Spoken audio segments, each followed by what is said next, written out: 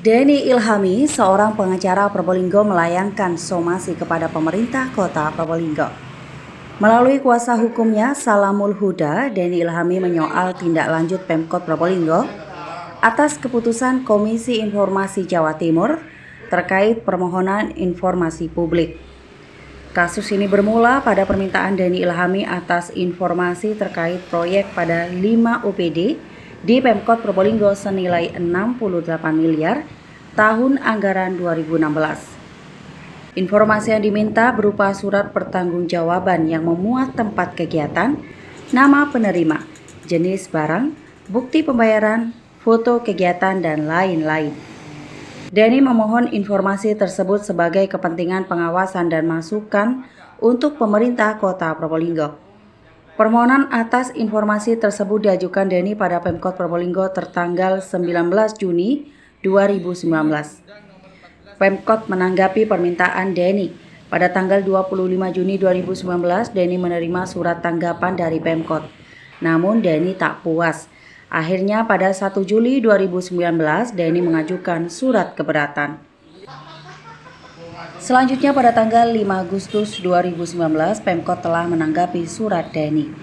Denny tetap tidak puas saat menerima surat tanggapan pada tanggal 11 Agustus 2019.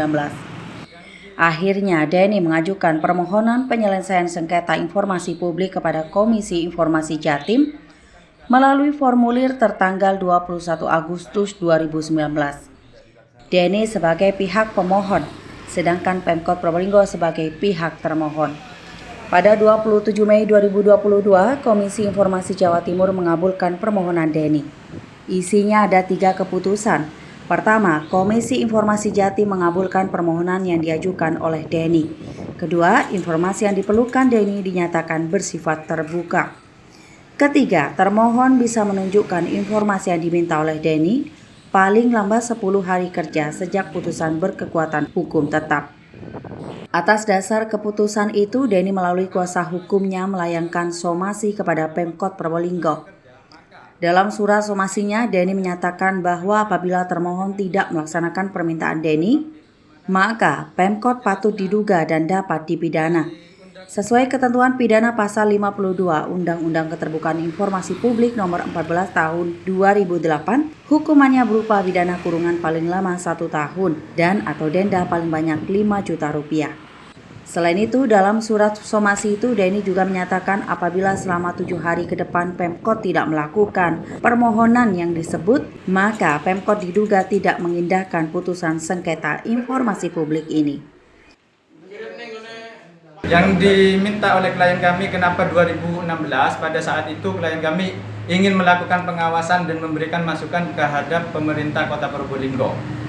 Kalau somasi ini tidak dilaksanakan oleh Pemkot dalam waktu 7 hari kerja, maka kami akan melakukan upaya hukum yang lainnya sesuai dengan Undang-Undang Informasi Keterbukaan Publik, di mana di situ dijelaskan di Undang-Undang Nomor 14 Tahun 2008 mengatur di pasal 52, yaitu ketentuan hukum, yaitu menjerat badan publik yang tidak memberikan informasi kepada pemohon akan dikenakan pidana dengan maksimal 1 tahun atau denda 5 juta. Sementara Kepala Diskominfo Kota Probolinggo Pujo Agung Satrio saat dikonfirmasi menyatakan belum mendapat dokumen asli surat putusan sengketa informasi ini. Jadi dia tidak bisa menanggapi apapun. Menurut Pujo, informasi yang diminta oleh pemohon itu bersifat informasi yang dikecualikan.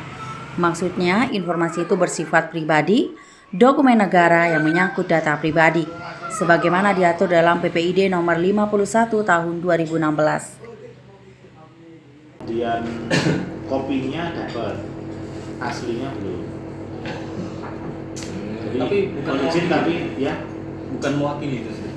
bukan mewakili ya Pak. Artinya kan sudah dibacakan Ya, secara mestinya umum. kalau di putusan pengadilan kan harus terima yang asli. Siap. Menurut peraturan. Berarti belum menerima yang asli. Yang asli belum.